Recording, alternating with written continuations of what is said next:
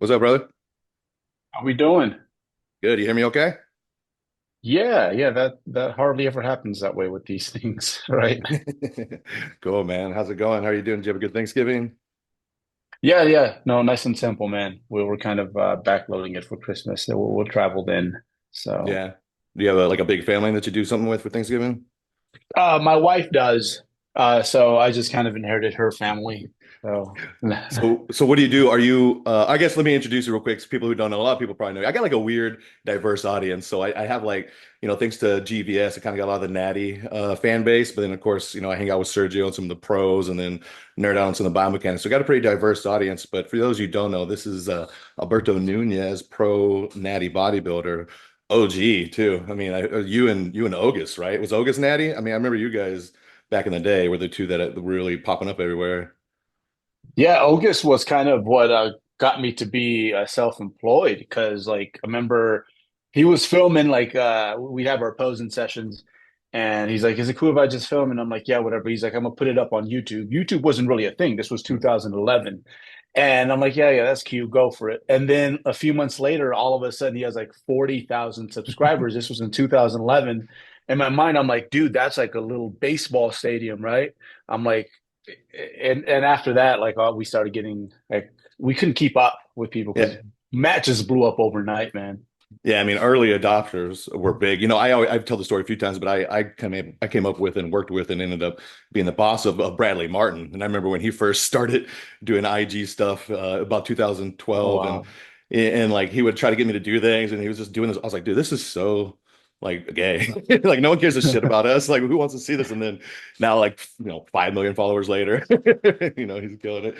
So it's what are you insane, man. what are you doing right now? Are you like in prep? You're in full off season? Yeah, so I was supposed to prep this year, but just had my first baby, and it was one of those things where I'm like, you only get one baby phase. So as much as I wanted to, just to like as an added challenge, because at a certain point you're looking for trouble. It's like, okay, how can I make this even more engaging and harder and really test myself? I'm I, like, I'll I, leave this one.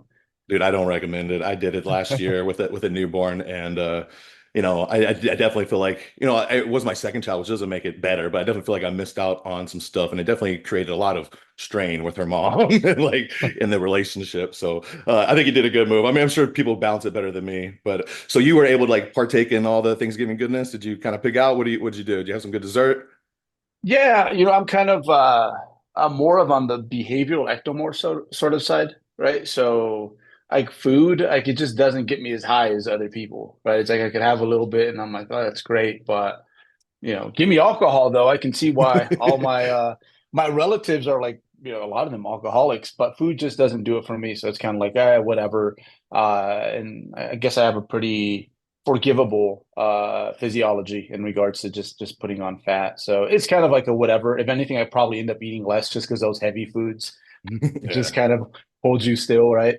Um, but yeah, man, the big thing was like our world championships just happened right before Thanksgiving. So to Oh. see that and be like, bro, I could have been up there, but I wasn't. Yeah, that definitely got me going, man.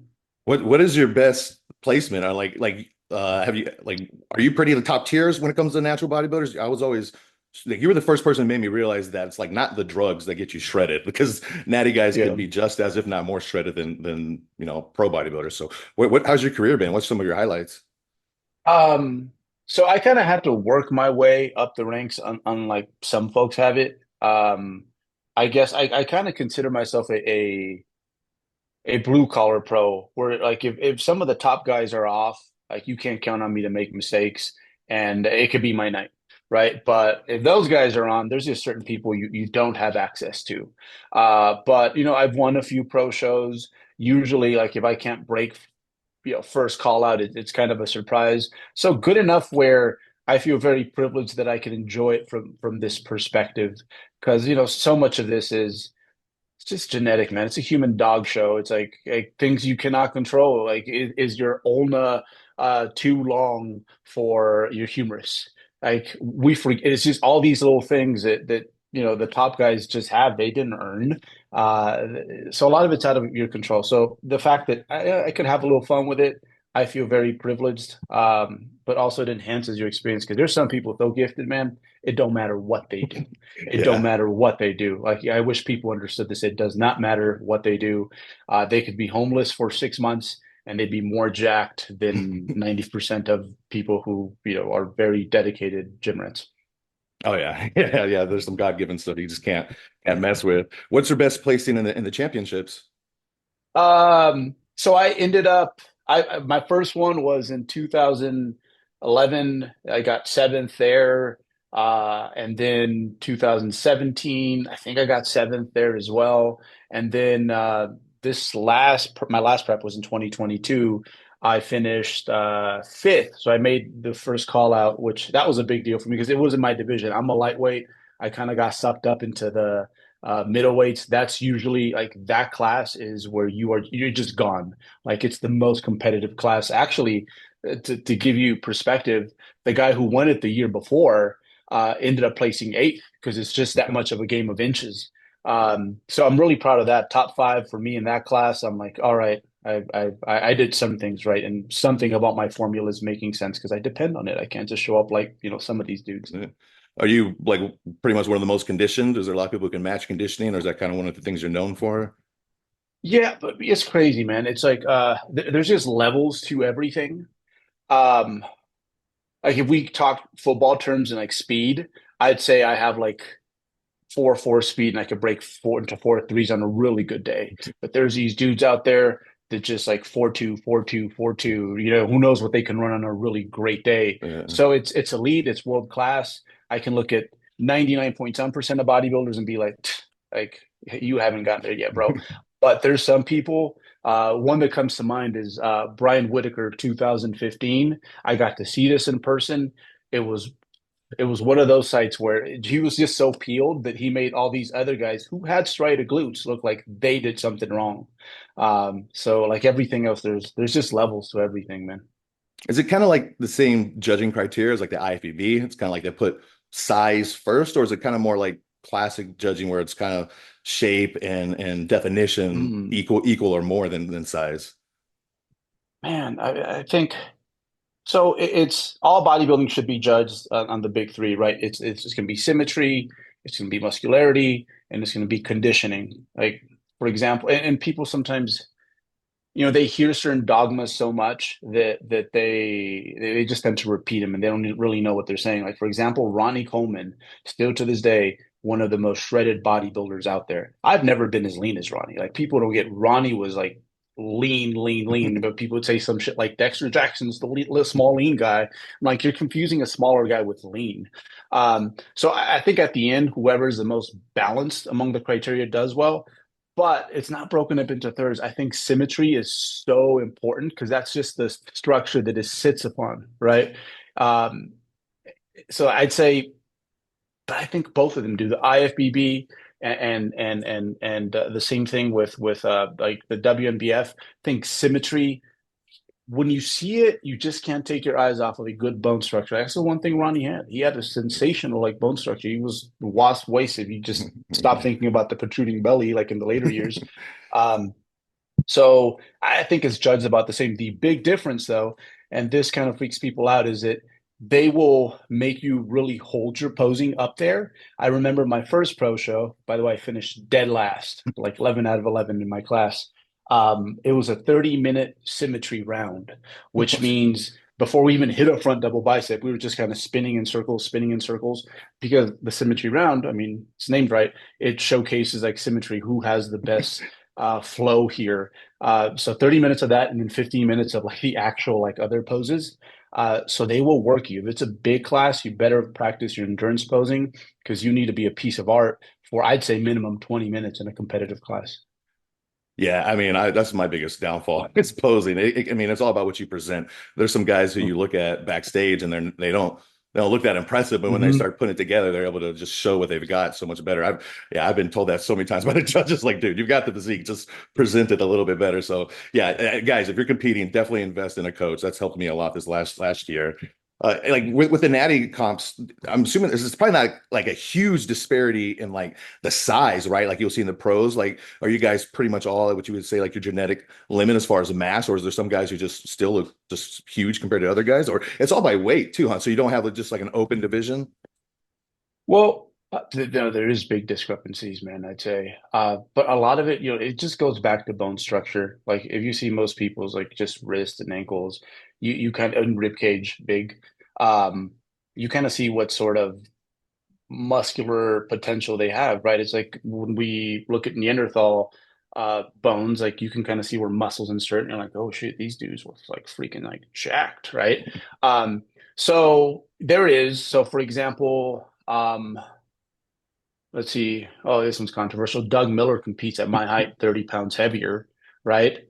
Um, but I again, saw him. I saw symmetry. him on full wide. People say he's enhanced though, right? What do you think? Is he natty? Oh, I think he's natty. Yeah, yeah. Yeah, yeah. Because like when you look at the even the metrics, like Lane Norton, who I'd say as a bodybuilder, he was probably a little worse than I am. Both kind of like journeyman. We have to like work hard to have some success. He has the same height and stage weight. They just look very differently because again, symmetry, muscle shape, where do things insert? All these intangibles, things you can't quantify. We forget that bodybuilding it's like it would just be calibrating us and like measuring us if that's what it really came down to. But it's like, what does this look like in real life? I worked with a young man a few years back, Nigerian fella. He's on the Mark Bell podcast, but he's more into like BJJ now, named Nsima. Oh yeah, yeah, yeah. He on stage, he was like 6'1", 230. Those Nigerian genetics are no fucking joke. I'm like, bro, why didn't you go play tight end in the NFL or something? But but but yeah, there's big discrepancies. But again, there's just certain things like that the Casey Butts formula just doesn't capture, right? Like there's a lot of guys who their stats look so much better than me. I'm like 5'9" barely, 160 pounds on stage. And there's dudes at 20 pounds heavier than me, my height or shorter. I'm like, bro, I'd never switch physiques with you. So there's just so many like intangibles, right? That you can't capture with like height to weight ratio. Why? I mean, well, first of all, do you agree that sometimes the natty guys at least look more shredded, more dried out than the pros? And if so, like, what do you attribute that to? Do you think it's just size? Do you think it's like the gear usage and inflammation, or would you have any thoughts on that? Yeah, the muscular separation is different, right? That's the one thing I've noticed is that enhanced physiques, they look round, like almost any guy that's kind of questionable natty, like just have him spin in circles for me. You watch natural bodybuilding enough, you'll catch it, right? Like, and I can see it. I'm like, oh, there it goes. Is that one angle? He looks stringy. He looks kind of flat, natty, right? Yeah, Whereas like the enhanced guys, like, bro, everything's round. There's no bad angle almost, right? yeah. And something takes place. I do think there's just some water retention that comes with the usage, no matter how selective you are with these compounds. But also things just tend to crowd, right?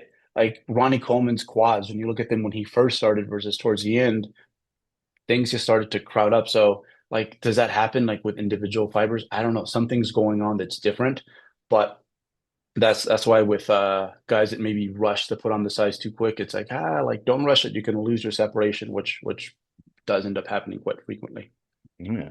And so you're pretty old school. I remember you and Lane on the bodybuilding.com forums back in the day, right? So you were around when pro hormones were a thing too.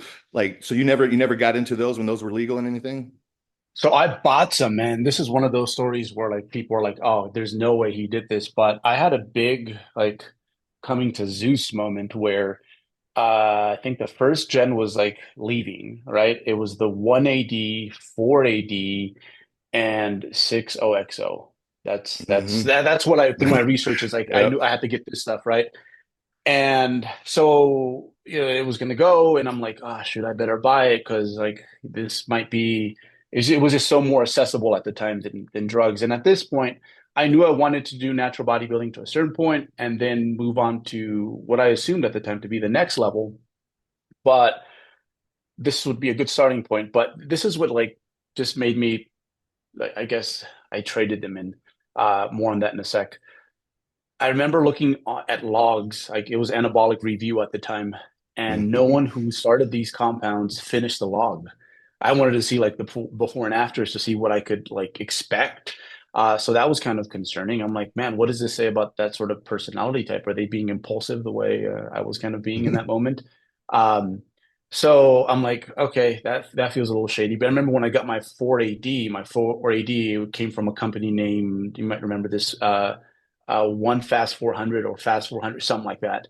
And dude, it looked like someone just made it in their basement, which was very concerning. Like it just had a label like taped on, and I'm like, bro, like this is kind of concerning. So I was like, okay, but I'm so on board. I bought these. I just spent like $1,000 on them.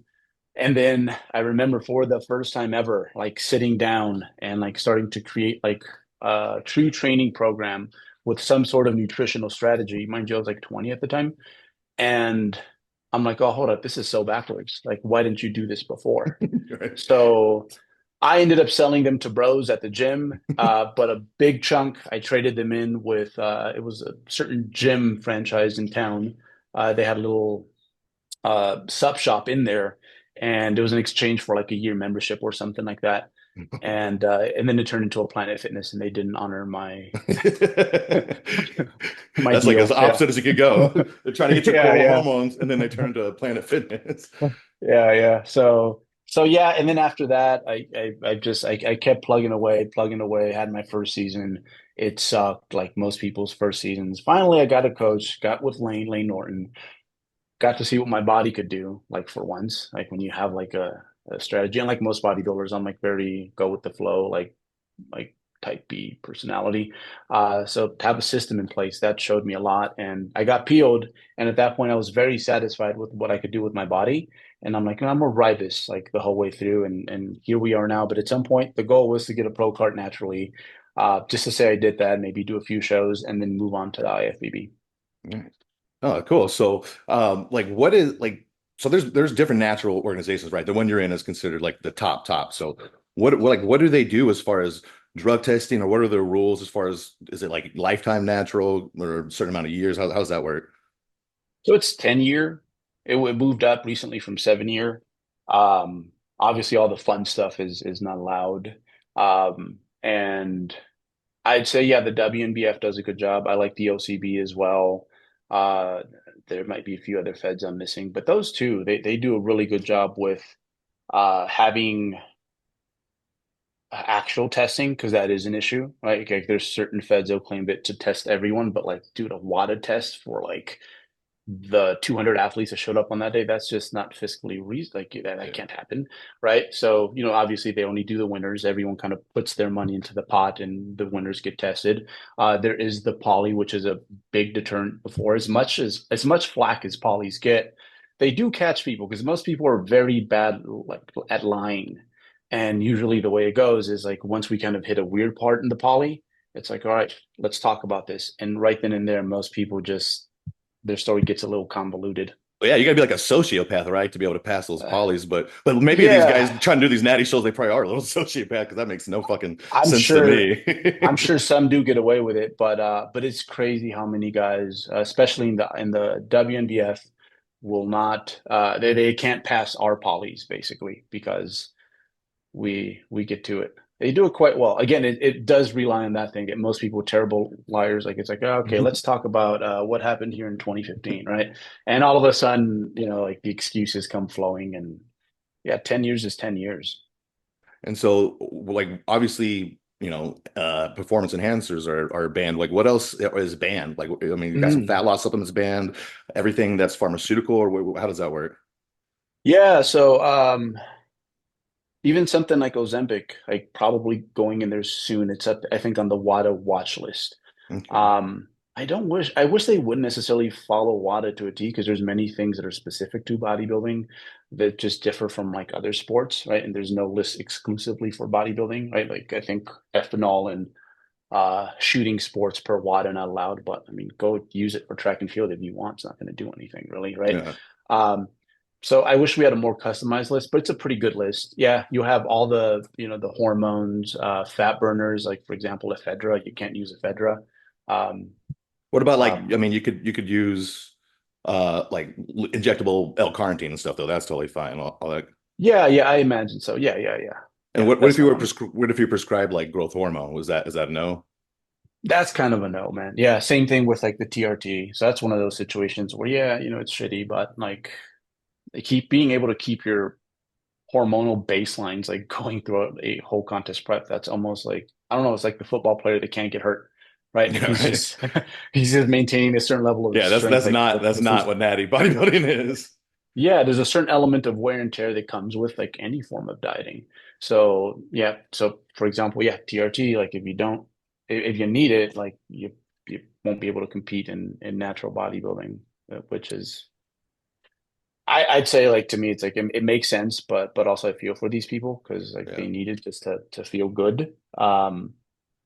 But at the same time, it's a huge advantage, and And what about yeah, like peptides? No, right? I mean, those kind of gray area. yeah, SARM, same thing. Like Yeah. yeah. Yeah, it's interesting. I did a podcast with a coach a couple weeks ago, and he's really into the functional nutrition kind of things, and basically getting your body to be better at oxidizing fats and storing glycogen and stuff. And he uses really short term GLP-1 use, like 6 to 8 weeks of Mm. tirzepatide and things like rapamycin, just to kind of get your body ready to start being really able to burn fat in a healthy way. And I'm just wondering, like, it's stuff like that, like that stuff you need a prescription for. It's not like body enhancement, but it's like this weird gray area, you know? Like, are there any guys that like kind of really get into that kind of stuff that are natties? Uh, no, usually we just try to maximize like the Yeah. sticks and stones, I like like that. sort of deal. Yeah, that's cool. Um, but I will say this one thing about the enhanced side is like you want to talk about like evidence-based, right?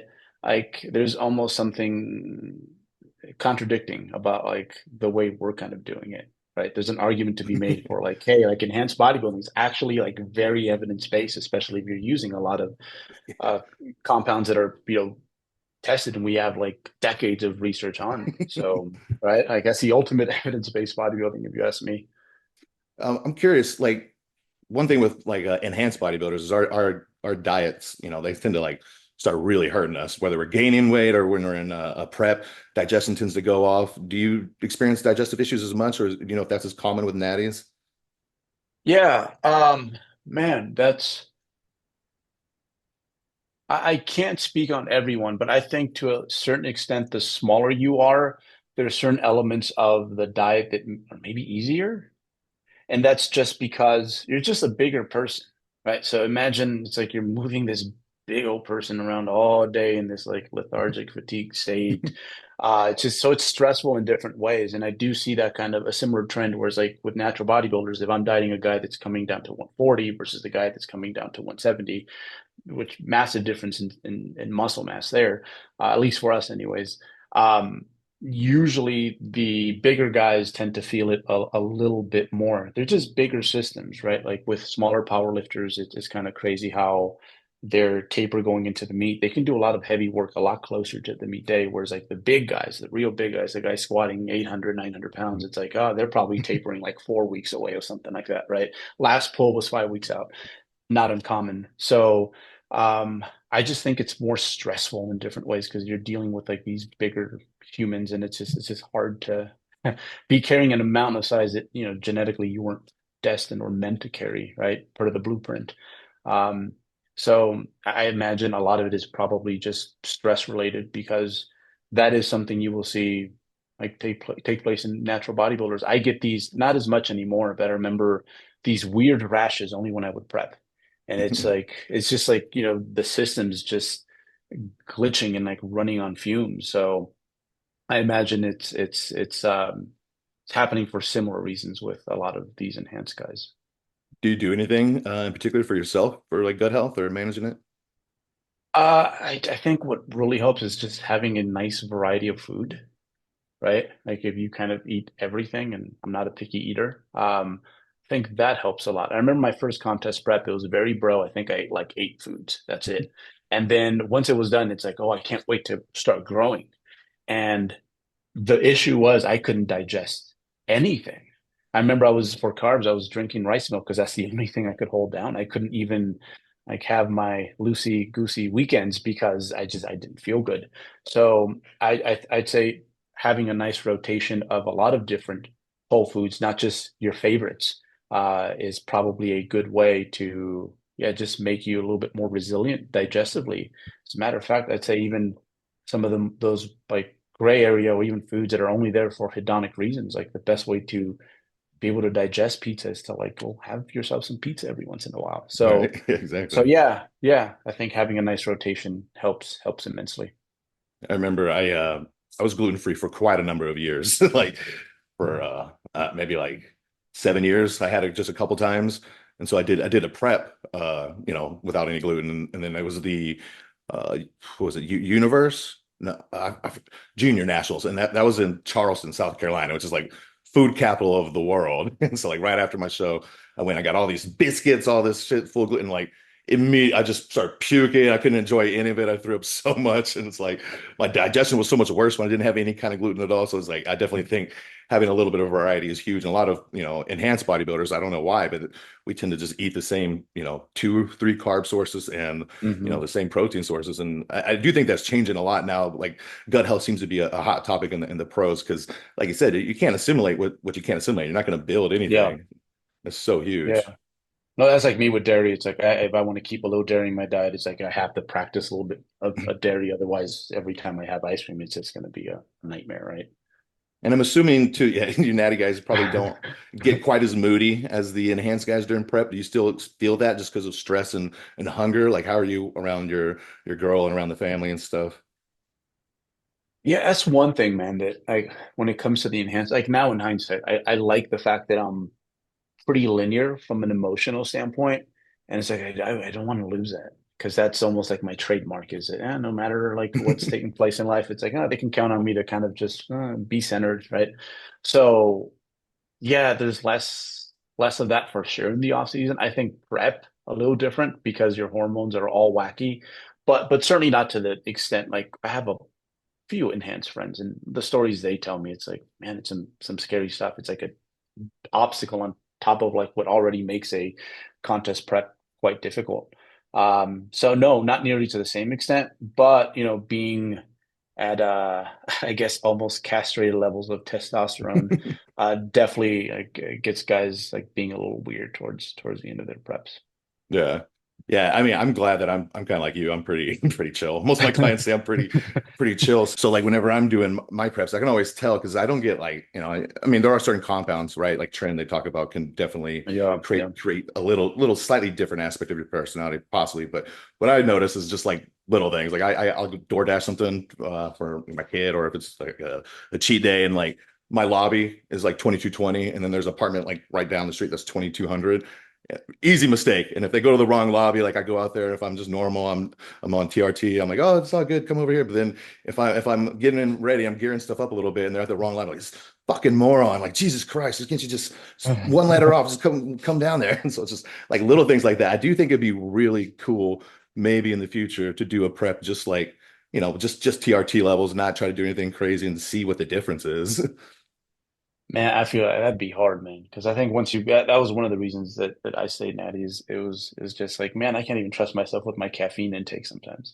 Right? It's like before you know it, you're like, all right, 200 a day, and then shit hits the fan, and you're like doing 800 mgs, and I'm You like, know, imagine with that stuff, yeah, Dude, I'm so thankful that we had the old bodybuilding forum before, it went all like lame and went all crazy. But because yeah, yeah, there was yeah, so much good info, and I was reading this at 16 years old, and like I knew like, okay, if I do this shit like in the future, I gotta like be smart about it and do it a certain way. So, now it's kind of like they get all these TikTokers and all these things. Like it's kind of like the cream doesn't rise like it used to. You have any thoughts on that? yeah. It's crazy because I think at the end, any older bodybuilder, and I'm getting to that point now where it's like, okay, I can kind of sit back and reflect. And usually the issue with anything was like you did too much. So whether it was like I spent too much of my bandwidth just thinking about bodybuilding to the point where it was counterproductive, right? Too much time even spent in that. Like I've done amounts of volume and amounts of training. In hindsight, I'm like, man, I could have been much more efficient had I just taken the time to learn a little bit more and put those into play.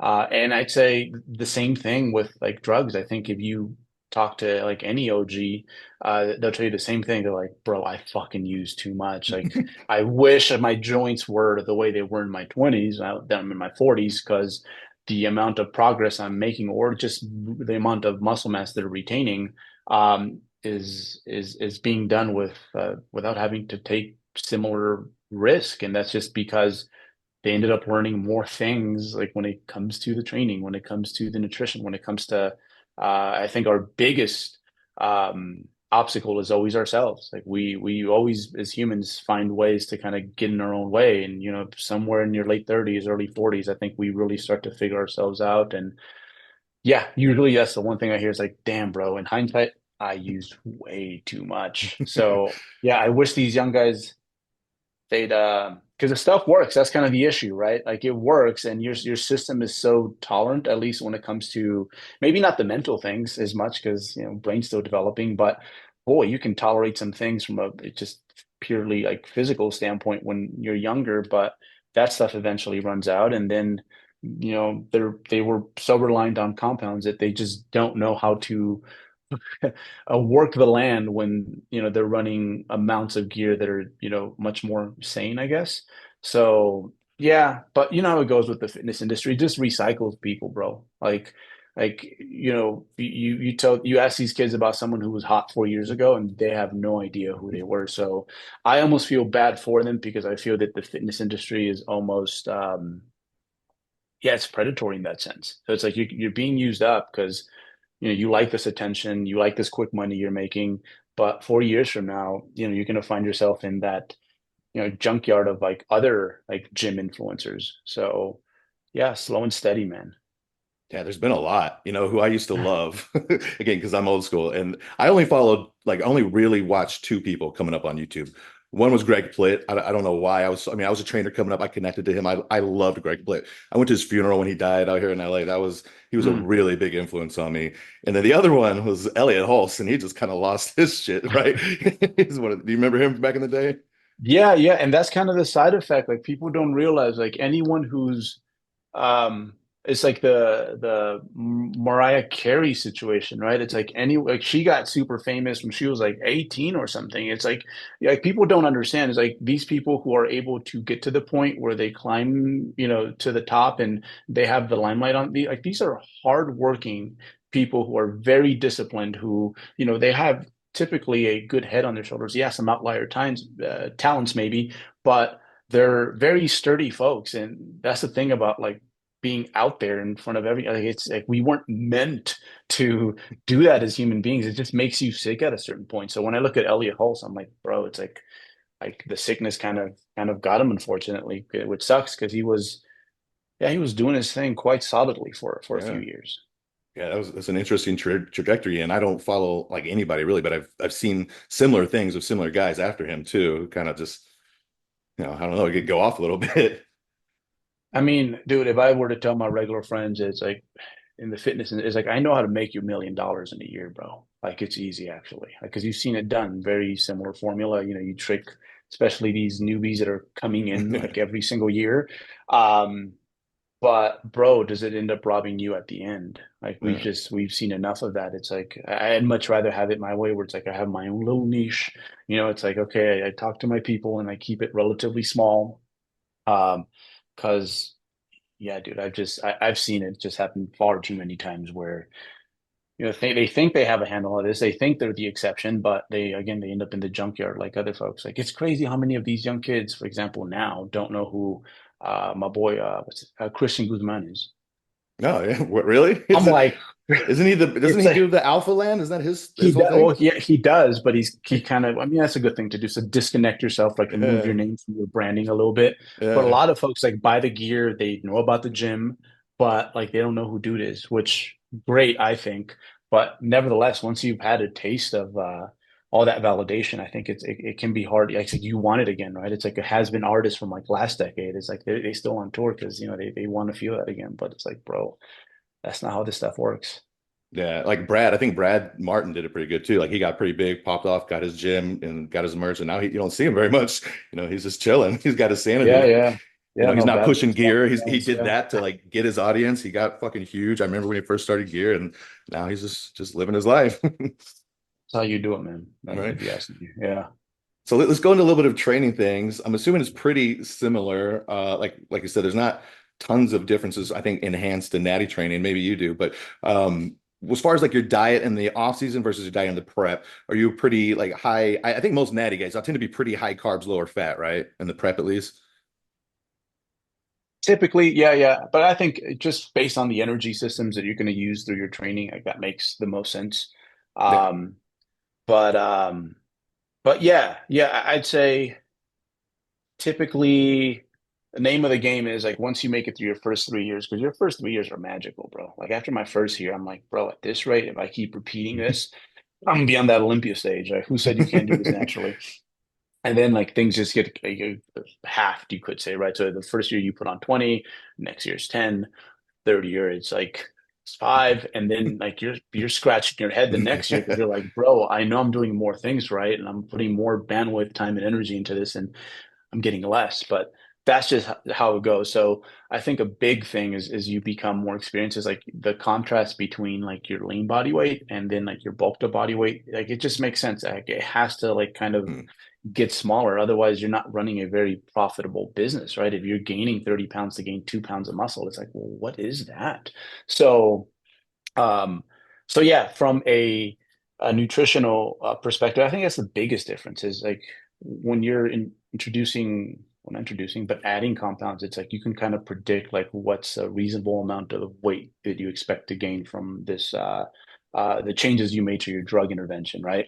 And you can kind of aim for that and get yourself there with food. Whereas like with natural guys, it's like, bro, maybe it's not good for you to gain like 25 pounds during an off season anymore. Maybe let's half that and like keep those 3 pounds of muscle when we cut back down. So keeping it as profitable as possible is I think very important.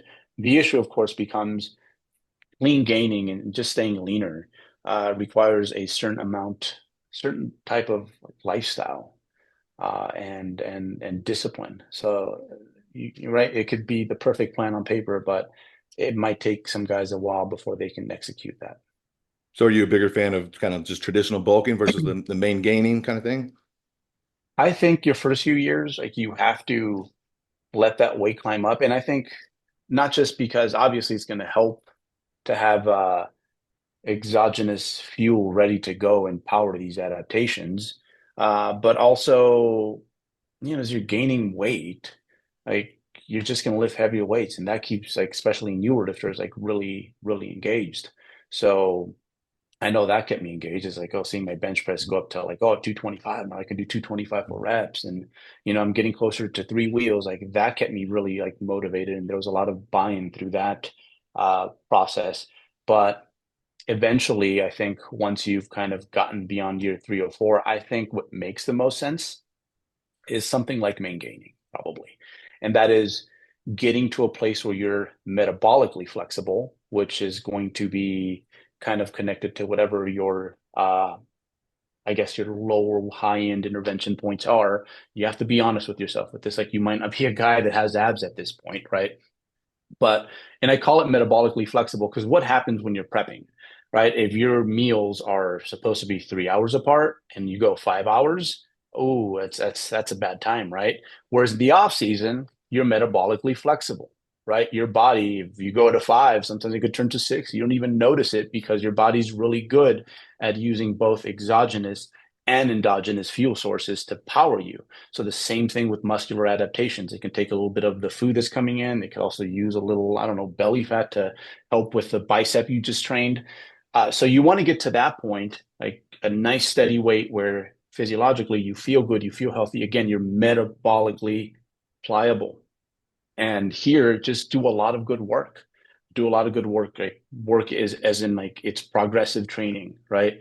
You're making progress at a rate that's reasonable. And you just sit there, and then over time, what you're going to see is that you just start to own that body weight more and more. So my competitive weight is 160. When I get on stage, when I'm at this point, it's for me, it's like 170 to 175. Nice. So as long as I hang around there, like that's my fighting weight. And it makes it a lot easier whenever I want to dip back down to the shredded zone, and I don't risk losing any of the hard-earned progress. Warren Buffett said this, and this kind of speaks to that. Like when it comes to like wealth, but also muscle gain is like the key to getting wealthy is to don't lose wealth. Same thing with muscle gain is like That's don't lose good. muscle. I Yeah. like that. Yeah, especially as a natty. It's a little hard to Yeah, lose yeah. gain. Yeah, yeah. I'm You fighting know, for a pound a year at this point, bro. talking about metabolic flexibility, is there anything that you do to try to enhance that or make that better, off season or prep? I think two things. I think one, um, it's just in your blueprint, right? Like it is what it is, right? We all know those folks that like they just they have glutathione all the time. They feel great. Um, but so yeah, being at the right body weight, which again can differ. And then the other one is just spending time around those habits long enough, and they just become kind of your new normal, right? I remember when I first started lifting, mostly because of the message board forums. Like they're like, if you're under 200 pounds and you lift weights and at a kind of average height like I am, you don't even lift. So I would get myself up to like north of 200, and and it was crazy because I had it sold in my own mind that like anytime I got under 200, like it just became cemented. I started to feel in my own head like depleted and weak and dip. So a lot of it is just um creating that lifestyle and those habits that kind of keep you leaner so that you don't have as far to trek whenever, I don't know, even if you're just trying to get photo shoot lean like once a year, or if you're a cosmetic athlete, just don't do the thing that has to be part of the sport. It's kind of the deal with the devil, but it's so like almost not sports specific, right? Because like a surplus is anabolic and a caloric deficit, no matter how you look at it, it is catabolic. So minimize the amount of time that you have to spend in that zone. And talking about like stage weight, I think it's the same for enhanced guys too. It's like I put on like a good amount of weight when I like started like TRT and growth and just, Mm. instead of cycling off, I put on maybe like 15, 16 pounds in a year. And then ever since then it's been small because I really actually don't bulk really. I'll just cruise and Hmm. then I'll do like a 20-week prep where maybe I gain a little bit the first 5, 6 weeks and then I just diet down. But yeah, my competition weight has gone up like 5, 6 pounds and my off-season weight's gone down like five. So yeah, they're getting closer together. So reasonable, exactly right. That shows maturity, and I'm glad you're not rushing it because a lot of those guys that rush it is so that's the difference. It's like you see enhanced guys that from one year to the next, it's like they gained, I don't know, 20 pounds on their stage weight. But you almost have to be, you're like, okay, yeah, I see it, but because these compounds make everything else grow. Ask women, right? Yeah. So Yeah, if you're everything. patient, everything, right? So if you're patient with it, like you can over time like develop more know-how when it comes to the training side, the nutritional side, again, handling you and those people, the ones who are patient, who are putting it on slowly, those are the guys that you see more just muscle growing. They tend to keep more of their separation, their tightness through their midsection, and the build just looks so much mature, like a lot earlier. Um, so I like that you're being, Yeah. a nerd when it comes to all parts of the game. Yeah, and I really credit the OGs at bodybuilding forums for starting all that. And it's also like you see like the facial changes of people that just go crazy. Like I've had some. I was a fucking pretty boy. I needed to get some hair, so I'm okay with what I have. But yeah, I didn't want to like lose on my hair and just look like a fucking Neanderthal either. Like there is a certain look that everyone tends to take when they go on these super high doses. One thing that I'll do for metabolic flexibility, besides there's like I am going to start experimenting with the rapamycin. That'll be really interesting to see, but. I've always played with MCT oil in my preps, just with like black coffee, and I think that can help. And then during the off seasons, I tell my guys to fast, like whatever that looks like for you. Some people can do like a one day, a full day. I think Yeah, that's yeah, great. yeah. Even if it's just a little intermittent, just giving your body some time, plus just the benefits for the digestion, right? Getting that to chill out. But I think that people, at least enhanced guys, and that's the most natty guys, they tend to be more like red and a little bit more scientific than the enhanced guys. But enhanced guys think they'll lose everything just because they lose a little fullness after a fast. They think they've lost all their muscles. But I think that's a really good tool as well. Have you ever played with any kind of fasting or anything? No, but fasting is interesting. Like one thing I've done, I really can't um digest food like pre-bed as well as I could have. Like when I was younger, I could just pound food, go to bed and sleep all night. And now even when I'm prepping, like I like a tiny meal before I get to bed so that I can, my digestive tract is almost doing nothing because people forget, especially as a bodybuilder, that thing has got a conga line of stuff to do like all day for days at a time. So that is intriguing. The whole like just fasting, giving that system a little break to like let it chill out. Um, Kind of unlike you guys, we lose a lot of lean body mass because generally our calories have to get quite low Yeah. in the GI tract. And the GI tract is the organ. So first of all, it's like 20 feet long, and it has the most turnover in the human body. So nothing loses and puts on muscle as fast as your GI tract. So yeah, by the end of preps, most natty GI tracts are just like these like deserted, dry deserts, basically. Yeah. What is your protein intake compared to like an enhanced guy? Off season, I use a little bit more just because I feel that I'd rather miss high than miss low, and calories are, abundant anyways at this point. And I feel that, because you could consider protein the material, and then the energy status is the workers, right? So there's more potential for anabolism when I'm gaining, more building taking place. So I'll push it up to like 1.5 grams per pound. But when I'm dieting, I'm below a gram per pound just because, Interesting. yeah, I'd rather have a lot of those calories go to the anti-cortisol feel good side of the equation. Yeah, that So, makes sense. Is yeah, that kind yeah. of common with natty competitors, or is that more something you do? I do this with myself and a lot of my athletes. There's some people that just prefer slightly higher protein, like they get some real nice satiating effects from it. I don't necessarily get that. And the people who I coach who don't usually, yeah, will work a little bit under a gram per pound, unless they just um, seem to be very prone to muscle loss. In that case, it's like, all right, let's not play that game. I know that Yeah. you'd rather have an apple compared to more chicken breast, but let's Yeah. let's do that for the sake of keeping your hard-earned muscle. So Because I that's do usually the what I do with. opposite. A lot of enhanced guys tend to do the opposite too. Like we'll have a little lower protein, which is still high. I mean, I'm still like a one and a Mhm. half during the off season, but we'll really push those carbs up, like maybe one and a quarter, and then during the prep, we tend to up the protein a little bit and drop down some of those carbs. But I just feel like we can just utilize those carbs so good during the off season. Like we crank those up, and fats are up a little bit too. Yeah, yeah, yeah. One thing with the enhanced guys, I wish a lot of y'all like were more trusting of these compounds when it comes time to prep. Because I mean, dude, I don't know, Yeah, they'll put on mu muscle on someone who's wasting away sick in bed, right? yeah, So it's like, dude, this is your chance to go deep. Like if I were, it's like, I don't know, it's like playing football and you're the only one with like helmets and pads, right? right. Like it's like get in there, like suck it up because you can actually get like really tight and not have to worry about like muscle loss. But a lot of the fat loss thing is exposure therapy. With like every prep, you're just able to tolerate more and more of the suck, right? I compare it a lot to like those hard sets. Like I vividly remember when I first started training, like there was a certain level of hard within training sets where maybe I would wuss out, but there was inhibition in my mind. Whereas like now, like as you've been training longer, it's like you look for trouble. It's like you daydream about those sets. It's like I can't, and you picture about how you're going to get in there and like fight these fight or flight situations, right? And you end up coming through, right?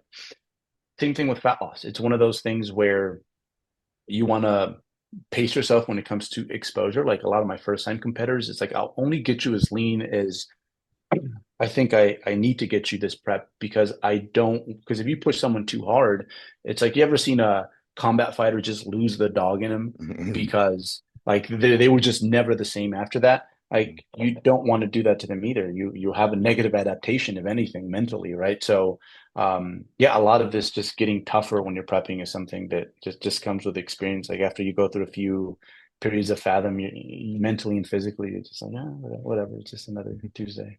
Sometimes Yeah. food's there, sometimes it's not. Yeah. And it gets just easier just to like turn it on. Whereas in the beginning stage, it's just like a couple weeks, like 4 weeks before you're really in the mode. And now it's like, okay, as soon as we start, like, all right, it's time, I was wondering, what are you doing for cardio? Like during off season, during prep, do you have to do a bunch? No, no, I personally don't do a whole lot. And with the exception of my women, most my athletes don't do a whole lot. Steps do a lot for people just because um, there's only so many metabolic adaptations that can take place, right? Even when you're like dieting and you feel like cold, right? The room's at 68. maybe you're not 98.5, you're 98 degrees, which is kind of evidence of the fact that we can only shut down so many switches as mammals, or we would just kind of die, right? So your body just finds other ways to make you lazy. I was telling this story to one of my athletes today, actually. I remember I was at the gym just standing there, and my small female friend, she hadn't seen me in a minute. I was prepping at this point. And I was just chilling there, and she runs up behind me, and it felt like I was a quarterback being like blindsided, right? A little girl did that, man, and it just like I was pissed too. I was like, "Bro, what's your problem?" And then I'm like, "Oh no, it's not you, it's me."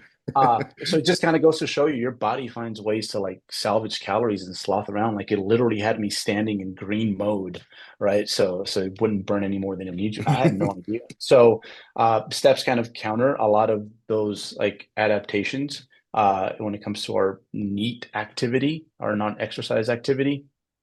So that's really made people a lot more plateau resistant. Usually, I can prep a person all the way into the stage with about 3 adjustments these days. I think primarily because of steps.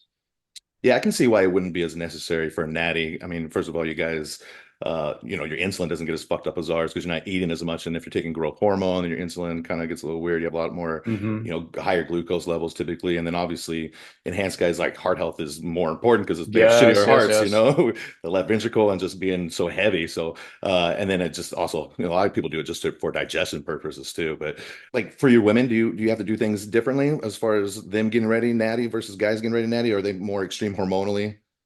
Kind of Yeah, they're just much more valuable biologically speaking, right? like more So refeeds or like how do you manage them? refeeds are hard, right? Because like it impacts the scale. And I think on average, that's a little bit more important to women until you train that out of them, right? Um, I'd say biggest difference is that they're just a lot more resilient to physical activity, right? If you tell, an untested, super heavyweight like bodybuilder, like who's 225, right, on stage, like to do 2 hours of cardio, you're gonna fuck that dude up, right? Whereas like someone who's competing in tested federations, she's 110 pounds on stage. It's like, oh no, she could run around everywhere. She's fine. So I leverage the fact that they can do a little bit more physical activity. There's a little bit less Does that allow harm. you to feed them up a little bit more? They can eat a little bit more because even if you end up shaking it off, at least your body got that food and they got Yeah, to do some things with it, right? yeah. So and women to men's appetite, like, they tend to differ a little bit too. So it makes it a little bit more tolerable for them because at the end, like the way you feel, that's going to show up in your physique, right? But yeah, that's the main difference. I think the bigger the person, usually the less cardio, and maybe we rely on steps more. Because when you're bigger too, this is natty bigger, by the way. You just burn more calories doing anything, right? And then the smaller, it's like, you know what, just you can do cardio in the AM and the PM 6 days a week, and this person's going to be fine. It's only for a few months. Yeah. Um, as far as like your training, I had never actually seen you train. I just looked at you. I'm gonna actually put you on my next scrolling through IG video. You'll be up Oh, there. It'll be cool. I have a really funny comparison of you coaching Good Mornings next to Dr. Mike coaching Good Mornings. They're a little bit different. And I was watching you do your some of your workouts, and I love that you're like a lot of the natty guys. I guess it's more of the newer age thing, right? Where they just go like extreme range of motion, try to like go as nutty as they can, and really lose a lot of tension. Whereas you're pretty tight, a little more old school with your range of motion. Still like good range of motion, but keeping tension where I would say is probably better. Is that how you've always trained? Did you like what kept you from falling? Well, I would say what kept you falling into the trap of this like over extreme range of motion, this whole mm. scientific evidence-based movement over the last 5, 10 years? So, man, I learned from everyone. That's the thing. It's like I end up pissing off all camps because it's like, oh, why are you hanging out with him? Why are you in our table, right? So there's a little something I can take from like everybody. Like one thing that um I was a terrible power lifter, but I did that for a minute. And one thing I noticed right away is that in the natty world, anyways, like the best like glutes and hamstrings I've seen, like and erectors even, was in the warm-up room in USAPO Nationals. Hmm. And they're not even using movements that I would consider like S tier for that region. But what they are doing, right, is like the name of the game is progression. If you don't progress, you're not keeping up with the crowd, and you'll very shortly find yourself only doing like local meets, right? So with powerlifters, like there's a lot of focus on objective progressions. And they're not always going to be the best movements, especially when you take into consideration everyone's different anthropometrics. Um, but that made that part really important to me. And in hindsight, when I think about it, it's like the best progress I've seen in my physique for a region is usually when there's been objective performance metrics that are tagging along over time, right? If my dumbbells, they had a little spurt here on, say, my incline dumbbell press. Most of the time, what ends up taking place is like 4 or 5 months later, I'm like, oh yeah, like I can see it, right? So that's always been the most important thing to me. It's like, okay, what are movements that you can like load consistently, that you can perform consistently? Good rule of thumb for me is like it feels like it's you against the weight, and that's it. When you run out of reps, you just run out of reps, and it doesn't feel like it's you against the weight against your body. If most people just kind of felt around the gym and went about sifting in that way, they'd be in a good place. Right, you wouldn't have a guy that's like 6'4" with these super long legs trying to squat. He'd just go do a leg press, right? So it solves a lot of issues. So that's the first and foremost. And then I think secondly is I think the active range of motion, and I'm sure you know a little bit more than me on this, matters, right? Yeah. Like you see this with RDLs, like people go way beyond like their what where their hip flexion actually ends, and now you're having other things be limiters outside of your hip extensors that you're trying to target. And then of course other things, especially with that area or that movement in particular, can happen over time where you keep hurting your back because you're using weight that area wasn't meant to hold in those positions. So, or at least not that frequently. So, yeah, I think that's the big thing. I still, like you said, like I look for the stretch. I try to, I consider the stretch the yummiest part of the rep, but there's other segments that I think are just as important, at the very least from an orthopedic standpoint. Are you pretty mind muscle? Like when I watch you do things, I see you working out in a way where you're really, like you said, you're really good at keeping tension there. Like I saw you doing the seal rows, like you're not coming off, you're just really connecting to that in range pull. Yeah, yeah. It's gotten so much. I mean, those are bad videos. I've gotten so much better. You just kind of have to as you get older, right? Because the stuff you do, like people don't realize in your early 20s, you're so hard to hurt until you get hurt, right? So the last like 5 years or so, like I've had a little, I've changed the way I do things just because I want to do this for a long time. I Yeah, want to, I don't want to get into defensive lifting, before I have to. right. So mind muscle connection, I feel it, but not in the same way as most people feel it. I just kind of feel like that region's getting tired. I'll tell you this, like I've been lifting weights long enough where I think those energy systems are so well adapted that I don't feel muscular burn like other people. Yeah. I never feel a burn, but I think it's just because I've been, working in those typical rep ranges for a long time now. Uh, but it's a very particular sensation. Like when I'm doing something for my clavicular head right, like at the bottom position, I can definitely feel like, okay, it's being stretched like right there. But it's one of those things where it's very hard to teach someone who's new to pay attention to that because they're thinking about like all these other things that are taking place.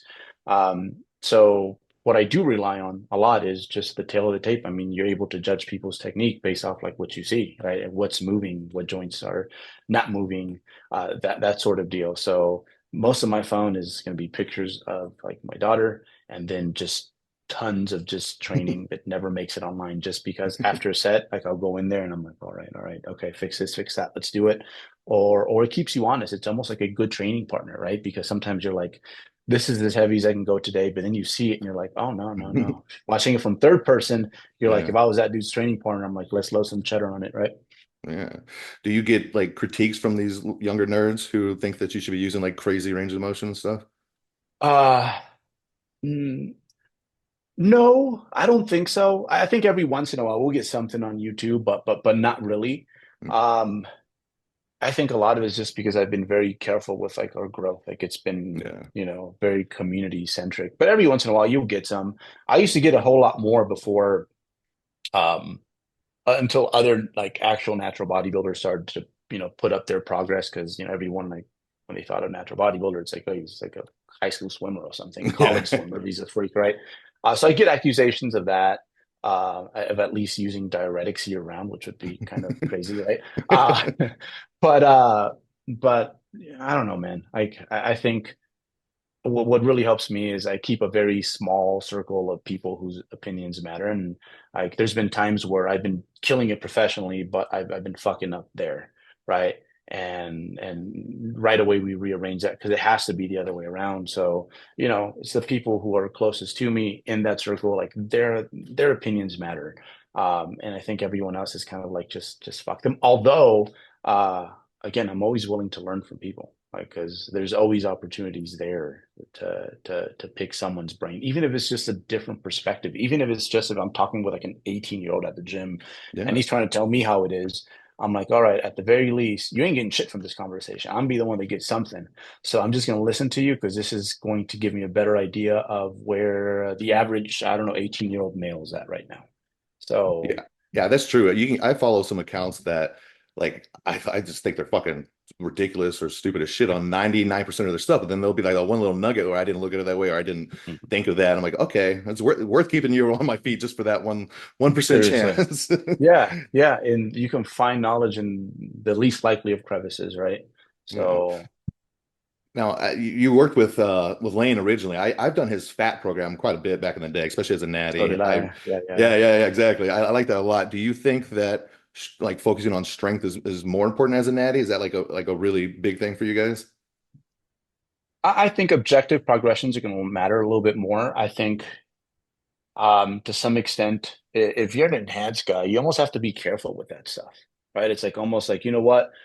I'm not going to go beyond 3 plates on this incline Smith, right?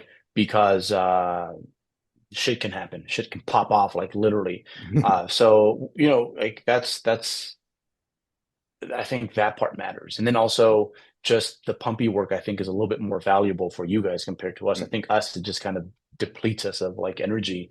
Whereas Yeah. like for you guys, because again, a lot of these, even like a lot of these drugs, they're not as tissue selective. Like decades from now, we'll look back and we'll be like, man, that was some crude stuff we were using, hopefully, right?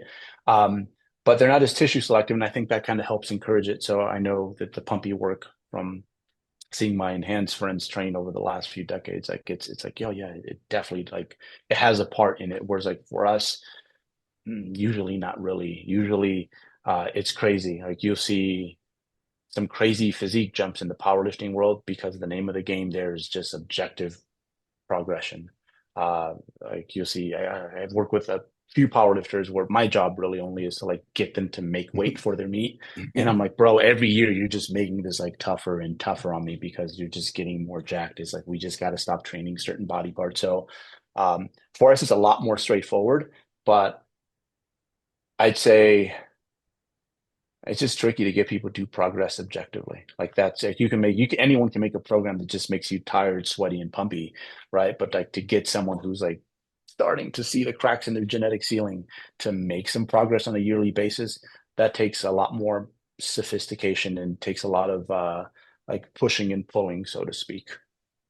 Did you ever like do more of like a strength focused program, then jump into a little higher rep or more like volume focused one? Like I used to do five Mm. by five or like 5x5 or Max OT, remember the old school stuff? And then I'd jump in Yeah, like yeah, HST. Do you remember HST? yeah, yeah, yeah. Yeah, Because I know, but yeah, nobody yeah. knows any of this shit, I bet. But yeah, I would do one of those, then I'd jump into HST, which was, really, really high volume. And I always liked that, but I don't know if that was most optimal. Do you follow anything like that, or do you ever recommend that? Or are you pretty much always in the same rep range trying to push for strength? I mean, you're At still this pushing for point, strength I'm at the other one too, just not as low volume, I guess. Yeah, like every once in a while, like if I'm starting a lift that I haven't done in a minute, but I have a history with, and I'm like, I know what my strength ceiling is for that. It's like, all right, I need to rush to that. So I'll run something that's a little bit more strength specific just to get that movement there, right? Um, but typically, it's I will throw in some strength cycles like every once in a while. Um, not too much of the metabolic work, just because I'm smaller. Like that's never really a limitation for me. Um, but I do like this thing you said, and that's just gamifying your training a little bit. Like people forget that, like adults, like kids, we learn our best when you kind of make it a fun, playful environment, right? Like I mean, think of, I don't know, go back to like a subject in school you really hated, but the professor was just brilliant. You're just there, right? Just captivated. So the same thing with the training. I think we need to make room, and you can need more of this early on, right? Before you can just eat oatmeal without anything on it. You need to just kind of gamify it. And it can be little things like, yeah, like, hey, let's do something kind of HSC. Let's do something kind of dog crayfish. I don't know, like with my women, they love pull-ups. It's like, all right, we got our goals, our bread and butter of the program, but like when you get to 10 pull-ups, I know that's going to make you feel like really good and strong. So gamifying your training and like trying new things and almost cosplaying with it, like there's nothing wrong with that. I think that's an underutilized tool in lifting because, at the end, we're humans with like emotions and thoughts. Like I'm all for that. Yeah. And you're pretty like high frequency. Do you hit every body part like twice a week? I like twice a week, which I would consider it's almost no different than 1 to 2. I remember when the revolution started, where it's like, I remember we were looking at the wrong markers from a hypertrophic standpoint, and everyone's like, like you need to train things at least two, like three would be ideal. Like the thing is, it never had the effect on physiques that I thought it would, right? Because very quickly, when we started to take calories into consideration, like all the fuckery that happened with it, if it's your macros, if there's one thing it did, is it made people more calorically aware, at least, right? There's an objective metric like the foundational sciences. Guess what, they can still help us like nowadays, right? I never saw that with the frequency. It's not like I could roll into a show and be like, oh, that dude only hits body parts once a week, that dude hits them 4 times a week. It just wasn't that making that big of a difference. So I like to, and the way I like to look at my bodybuilding, and there is a point where I think you have to look at it from this point or this perspective, is that I almost look at it as a nice investment portfolio that's quite balanced, right? It's like I can do some risque things and try to get 15% every year, 20 maybe, right? But you know what? Let me chill here around the 10-ish mark and just let that compound over time. And the thing with frequency is like it can kind of, especially as you get stronger and you have a little bit more mileage in your joints, like there is a sweet spot. And I think that's about like two. So I think too low of frequency and trying to cram all the volume into one training session, that can be orthopedically a little reckless. But the same thing if you're trying to like, I don't know, like even you press 5 times a week, like that'll eventually catch up to especially a lot of guys, right? So I like two. I think it's like the safe place to invest. It's not super exciting. I could probably net a little bit more if I used higher frequency, which would just mean I'm actually using more volume and spreading it out more. But this is a good, reasonable, sustainable amount of volume and frequency as a frequency as a byproduct of the volume. So I just like to chill there. And I'm just going to let that rack up and hurt myself as little as possible over the next decade and see what happens. Nice. Cool, man. I'm gonna go to a couple questions. Let me see if there's anything else I want to get you real fast. So are you trying like to gain weight right now, or what are you doing right now since you're kind of is this off season or you're just chilling? So I just started a little cut. I'm like halfway through it. Um, so usually for my drug-free guys, the rule is off season, your fighting weight's going to be somewhere to 10 to 20% above contest weight, right? So, if you're 200 pounds on stage, freak of nature, right? Like it's like going to be somewhere around 210 to 220. You do your work in there. That's where you get your hands dirty. But I never want you starting a prep. I want you starting a prep rather closer to 10% above stage weight. So I don't want them starting at 225 or something like that. It's like, please, like, let's start a prep. Like real estate location matters, right? So I'm bringing down my weight. It was like somewhere it leaked into the 180s, and I'm gonna bring it down to about 170. And then I'm sort of lean gaining phase. And by May, I'll be maybe 175 or so, because like most humans, like we try to eat at maintenance or maintenance-ish. Eventually it accumulates into this scale going up, right? We're just wired that way. So I'm in what I would call like a setup fat loss. So that next year when I start prep in May, I'm not too far off target. This way, I only have 10 pounds to lose and about 20 weeks to do it in. I'm not going to be chasing anything. I'm just going to have things come to me. Nice. Are you like did you shave? Was your beard a little longer? It was, man, but Yeah. we had Christmas pictures.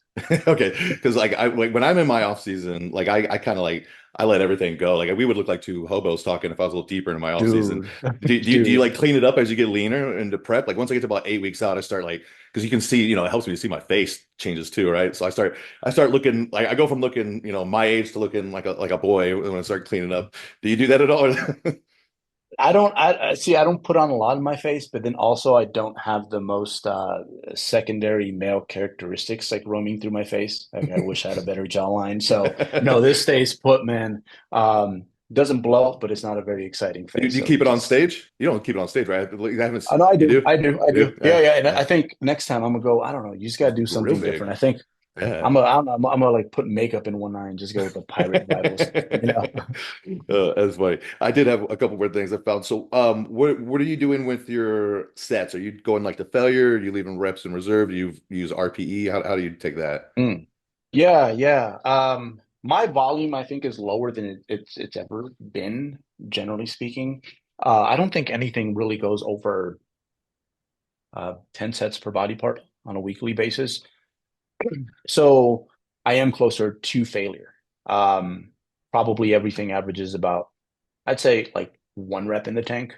But you know, it goes, it's like the stronger you are, the longer you've been doing this, like that's just a different push you're asking for. You know, like it's a big difference between a sub 10-second 100-meter runner going all out versus a guy that's running 11. So so yeah, yeah, I leave some in the tank, but especially the last half of the training cycle, oh, everything's like going to failure and beyond. But that's just because I don't use a whole lot of volume. If I was using more volume, I'd probably do something or about two reps in reserve. But Yeah, that's the some whole Jay Cutler versus Dorian. You know. yeah, yeah, just you kind of arrive at the same place, and I think a lot of that just base it around your personality, like Yeah, gamify it again, right? Like, yeah, exactly. Is there anything that you have changed your views on? I mean, I'm sure there's a bunch, but is there anything significant that you would do different in your competition career? Or are there any specific studies presenting evidence that changed your views? That was one of the questions we had had.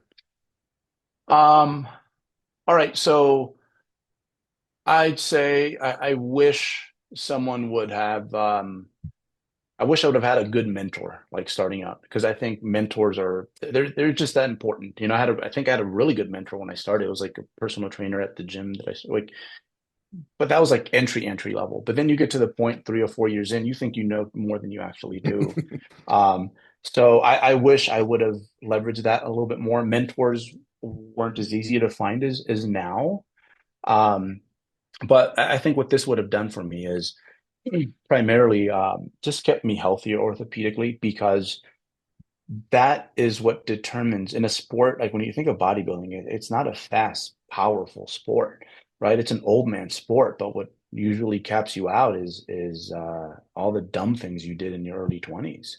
So I think I would have had well, by when it's all said and done, I could have extended my career even further had I just taken care of my body a lot more when it was most resilient.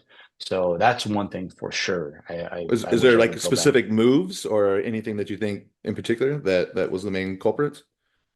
I was just trying to be linear with my progressions when I Yeah, should have just stayed at a load longer and just like fortify that thing, like marinate in that thing. yeah. Um, I think what else? Yeah, I wasn't very aware of how things worked from a biomechanics standpoint. So I was trying to squat, for example, with like my legs out. Like my hips are kind of like straight down. Like my strongest position is here. Like it makes sense why I was a decent sprinter because like this is where I'm most powerful. So I was Yeah, like doing you're this. very narrow. That's very Yeah. important. Like, sorry to interrupt you, but like training for your structure can be very big. Yeah, and you see certain big guys doing one thing, and you've got a totally different ISA and IPA. Like you don't need to be. Yeah, that's good that you came to that conclusion. Yeah, oh, well, late. I wish I so again, I wish I would have leveraged that earlier because that's what decides how far you go is like, okay, um, how long can you do this at a high level? Because a lot of it's just like stacking gains on top of gains. Like that's the name of the game.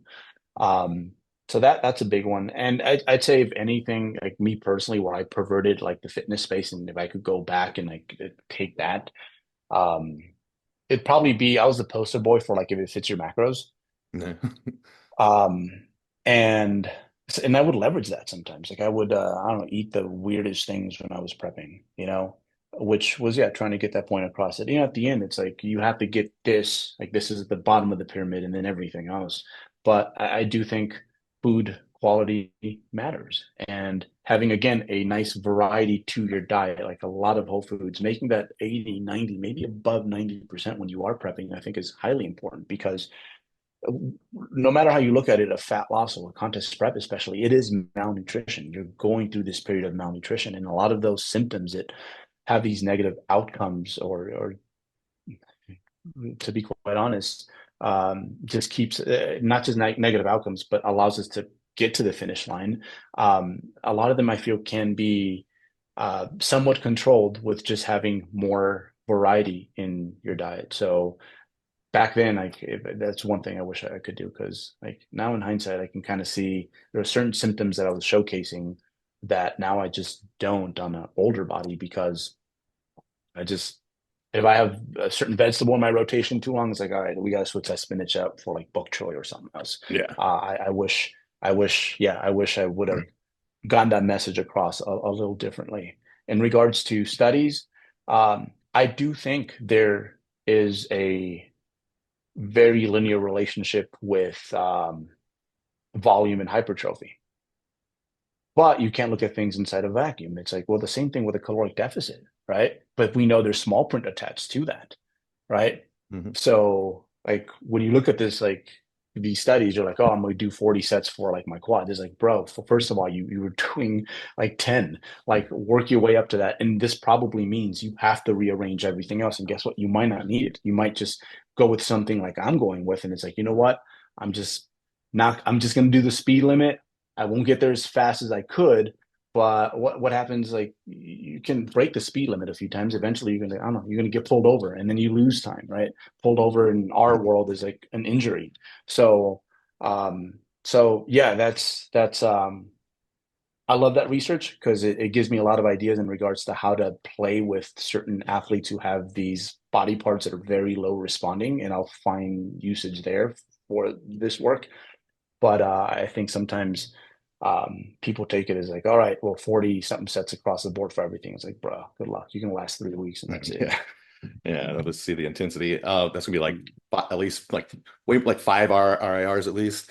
I At think it's funny least, about, yeah. about the diet is I was the opposite. I was probably too far the other way, and I was like whole just 100% paleo, gluten free, like not like if it fits your. I was like screaming from the mouth, like from the mountaintops, fuck if it fits your macros. That's horrible. And now I still obviously I don't buy into to everything, but I'm a lot more balanced, and I think that my digestion has paid off in my just mental well-being is a little bit better now, not having to be so restrictive. So like you said, there's a good balance. Don't want to be on It's either crazy, right? extreme. We end up like all the gold is in the middle somewhere, right? But we find ourselves like all the way out in left field at some point, right? We're all guilty of that. Yeah, because I live in LA. I was living in West Hollywood at the time, so it's like I could do that very easily. But I'd go home to see Easy. my family in Texas, where at the time there wasn't the same options. I'd be stressing out. So yeah, much easier now. We had a question about your head. I think they're talking about lifting up your head. Oh, lifting up your head during pressing. So Yeah, okay, so I've talked about this a lot actually you with have. the Yeah. yeah. So you go ahead and tell me why you do it and your reasoning behind it. I love your work, by the way. Oh, thank you so I know much. you've done a lot of stuff with the. So you had my friend Danny on, so I clicked on Yeah, that I because I love think, Danny. Yeah, yeah, exactly. We talked about with Danny. She's amazing. yeah, yeah, she's more knowledgeable than she gives herself credit Oh, for. yeah, exactly. During our podcast, I'm like, Yeah. shut the fuck up. I was like, I know what I know, but I know you know your shit so well. She was very humble. She's amazing. So then I went down your rabbit hole and yeah. So anyhow, Oh, is that geeked how out you on it saw for a me? little Was bit from Danny? from Danny. Yeah, yeah, Okay, yeah, yeah, cool, cool, cool. yeah, yeah. So yeah, she used to live like we lived in the same city, went to the same gym for a minute. So In Texas? Fort Collins. This is before they moved to Okay, her and Dave okay, moved to yeah, Texas. Yeah, yeah, cool. yeah. So I do it because, well, first of all, I was from that camp before, and this wrecked my shoulders because I actually have good control of areas. I think part of it's being a bodybuilder. So, everyone was like, hey, that dogma, like keep your shoulder blades back and like just keep them there the whole time. A lot of people weren't doing it as much. I was actually freaking doing it. Yeah. It wasn't until I saw my buddy Bryce Lewis, a world champion powerlifter, like bench pressing like 500 pounds in the most casual way. Like literally, it was just like, just kind of letting everything do its thing the way it was meant to. Hmm. And And I'm like, oh shoot. And then I saw the same thing with the Paralympic bench pressers, Hmm. right? I'm like, oh, they're just kind of letting it go. I'm like, all right. So I started doing that. But then as I started just kind of letting myself, my shoulder blades primarily just do their thing, um, I'm not the biggest guy, but for my skeletal structure, I have a decent amount of muscle, especially my rear delts. And this just it gave me room to move. Like I wish benches were shaped differently so that like this could kind of just do its thing. So it was something that I used to do is like far before people would, they started telling you like, hey, your neck's gonna explode if you do that, right? We all went to through that phase. So I stopped doing it, but it always felt comfortable to me before. I got out of it wrecked like my shoulders. Like I still feel that stuff to some extent nowadays, just because I did it for over a decade. And now, yeah, it just makes it so that I have a little bit more space back there to do my thing. And that's the When you best when you say when you explanation. say space back there, like you're lifting up on the way down, and then what are your shoulder blades doing? They're just retracting and I guess kind of sliding up. Yeah. And yeah, I guess I with small women, they don't seem to benefit from it nearly as much because there isn't as much meat back there. But for me, that's the issue is great of a tool as the bench is because it creates stability. It also can there's also some small print with that constraint that just doesn't let me move the way I want to move. So So by what do you move notice different if you leave your head down? What feels different for you? just feels crowded and the timing is a bit late. Do you feel your chest the same or less? Or Um, I don't think there's a big difference there, but I just doesn't feel again, it's like it feels like now it's me against the weight against my body. yeah. Because like whether it's on the slight protraction, I feel a bit late, or on the retraction, a bit late. Whereas like everything is just timing really Oh, okay, nicely. I see what you're saying. Yeah. So here's my perspective. You heard me talk about it a little bit, but here's Yeah. maybe a little different way of looking at it is uh, sometimes I'll talk about like yielding actions, and a lot of us don't have the ability to yield in our pecs, meaning like as soon as we try to actually go down, we just lose, we go to retraction right away. We compress that thoracic rib cage. We don't get that tension and we don't like get that little bit at the end, and so we're losing a lot. And if you kind of push your head forward, that gives you the ability to create that yield on the front because you are giving yourself space in the back to where you're not over compressing. You're going to have more area in that dorsal rostral area. So you're actually keeping a lot more tension on the front side, usually when you come up. And now a lot of times I do that. I do that like for me, I don't have to do it so much just because I'm like so expanded. Whereas I used to always do it, and I felt a lot more on my pecs when I would do it. And when I'm working with somebody, it really depends on what our goal is. If we're a bodybuilder, I tell them if you feel good, go for it. But if we're trying to restore movement, then I'll have them bring it back and maybe change the range of motion. Maybe have them, it's similar. Like if you actually like lifted up your feet, you might be able to create that yielding action similar too by just kind of getting the pelvis engaged a little bit. But yeah, Uh-huh. people ask me that a lot. I don't think it's a terrible thing as long as it's you got to be synced up like you are when you're doing it. You know what I mean? Like I see some people like jerking around and it's like should be very like subtle if that's what you're going to do. And then at the same time, I like to do at least a couple lighter sets without it, just to try to create that expansion on your own. But I don't think there's an issue. I think I still do that like sometimes without even thinking about it. I'll just come up a little bit, especially on the real heavy ones, because that's when we want to just start over squeezing because our body's having trouble keeping that expansion. Yeah, that's interesting. Yeah.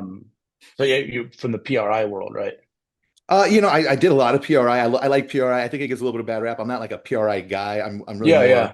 into like Bill Hartman, who used to be a Yeah. PRI guy. There's a lot of us that follow his model. So like Danny and everything. Yeah, I'm a big fan of Yeah, his yeah. stuff. Yeah, I mean, so even that is standalone. It's a good feather in the cap, right? It's good to be exposed to different things, right? Because Like you um said, the longevity is everything, right? And I was way more fucked up in my early 20s than I am now at 37. I don't feel anything anymore, and I used to a lot. And it's just tightening up a few things and understanding how to first of all, be aware of something that could become an issue, and then if you do have like a minor issue, fixing it before it becomes chronic, yeah, yeah, that's again one of those things that I just ignored because I was making gains, right? And that's normal. I mean, I'm lucky that for whatever reason I was just intuitive about it, and I just went about things a little differently, and I'm very thankful for that because I did a lot less weights than a lot of people in the early days. I had bros who were Mm. outlifting me and everything, but I was like, I look better than this fucking dude. Fuck, who cares? And now my strength's up, and I like I said, I don't Yeah, have yeah. this issue. So, No, I saw a video of you rocking some brand new dumbbells you had just purchased, I think, for your gym. oh yeah, those Yeah, yeah, 125s. yeah, Yeah. yeah. I mean, Bro, I've got some older ones of 150s on there, but that was I haven't been pushing it that much. Like you said, you kind of once you hit a certain threshold, like I hit 4 plate for a double on bench press, and I was like, I don't ever fucking need to push bench press again. Like for strength, like I'm good. I got my 5 plate squat for reps, my 6 plate deadlift, so it's like I don't push strength at all anymore unless it's like biceps or something. yeah, yeah. I'm gonna see if I can pull up some of these questions real quick. Let's see. Appreciate your time, man. No, no, Okay, no. My pleasure. here we go. All right. I think you already, some of these we definitely hit. A lot of these we hit. What do you predict would have happened if we had Julian at Worlds this year? Oh, yeah, yeah, yeah. Um, I don't think he could have beat Babacar.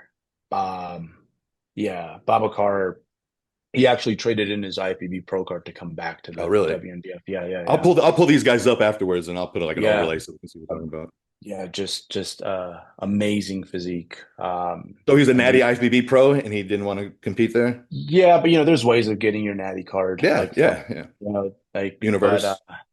but it's one of those things where you almost have to have a code of ethics. Like I feel like when you jump into that, and I can see why it's hard because it to me it'd be very frustrating to like keep losing to a subset of people that I'm like, I know my stock is better than yours, but you're just making certain decisions that I can't make, right? That I refuse to make, and maybe I have maybe I don't want to use, or maybe I have a limit, like I will not go beyond this amount. So I think for Babacar, it was just one of those things where like he saw a lot of the guys he was losing to, and he's like, bro, like you can't beat science, bro. No matter like in his case, like he just had generations, hundreds of generations of the right people, having kids with the right people, and you have a Babacar. But I think for him, he was like, nah, not worth it. I'm just gonna go over here and have fun and our fed. But yeah, I don't think he would have beat Babacar. I think would have been close, but I think he needs maybe about 5 to 10 more years. That's so long. Like in enhanced world, that's so long. Um, what do you think about the NPC? They're promoting a lot more natty events now. Are you aware of that? Tyler's really pushing it. I think.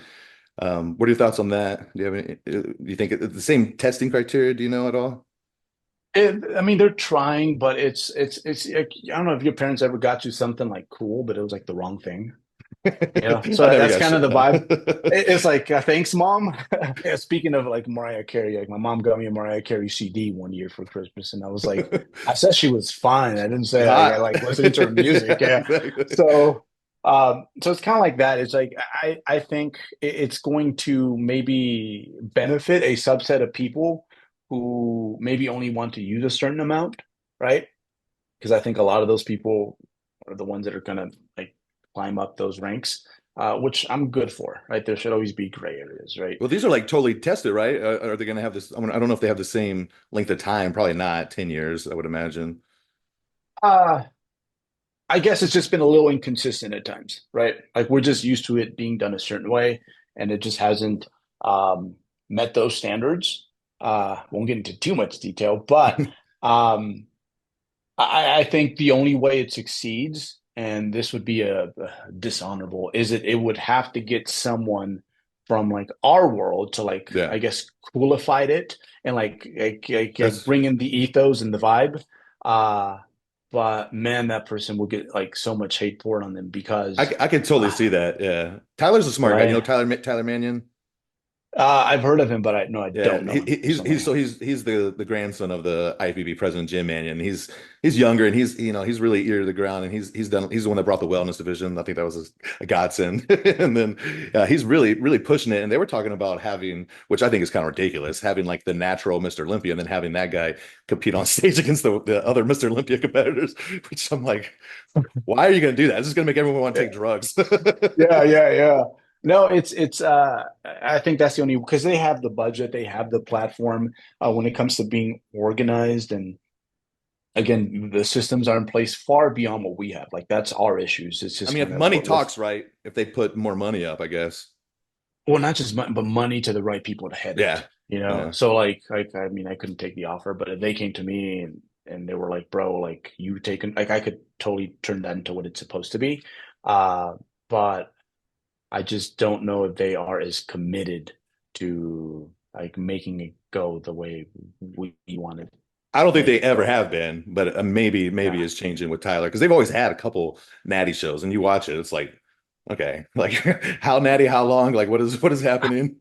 Because it's going to be like like, and here's the thing, I love women's basketball. I watch just as much women's basketball because I'm not as good at understanding the sport. And women's basketball, I can see all the sets and what they're trying to do, and from a strategic standpoint, I just find it more intriguing. Whereas the NBA, it's like, you just got these super freaks just flying. Like a lot of rules are broken. Um, but it'd be like that. It's like to the casual fan, it's like, why would you watch the WNBA when you can watch the NBA? So I think that's having those two things too close together creates that sort of conflict. Yeah, it'll be interesting. I'm curious because it seems like the natty, everything's growing fitness wise. So natty competitors are definitely growing as well.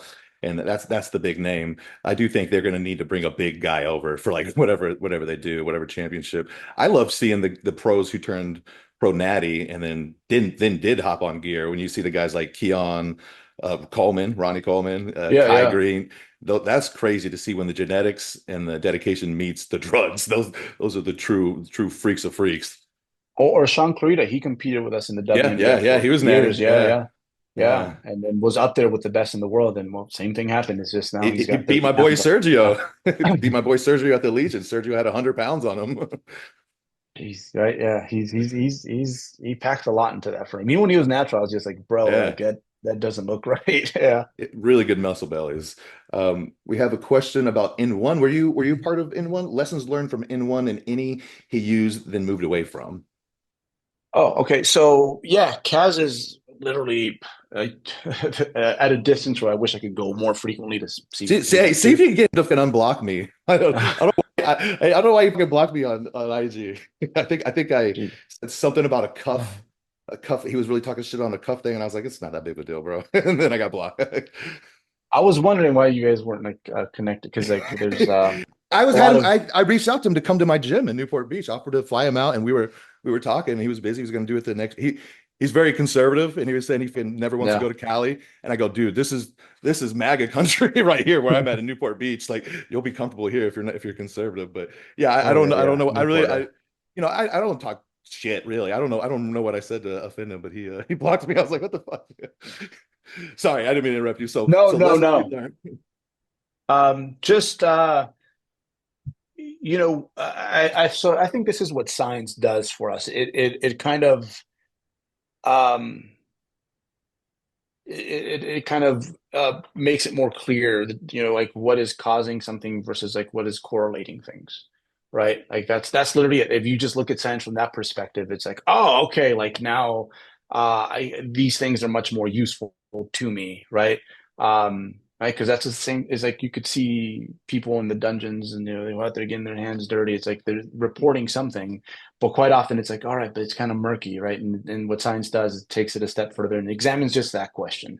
And that's kind of what Kaz did for me in a way, because I remember, I've been doing this since like 1999. Like this has been my baby since 1999. And hearing him talk on certain subjects, I'm just like, oh, bro, like you can kind of see where you have arrived to similar places. And not only that, but because they have a very specific specialty, they just decided to go down that rabbit hole. So there was a lot of things like right away, because I remember the first thing I was exposed to of his was like hey, let's not like have our shoulder blades pinned back during the whole duration of a press. Like, and I'm like, that's okay, I'm gonna give this a look. And I was impressed. And I was like, okay, shoot, there's something there. Um, but biggest thing I've gotten from Kaz was just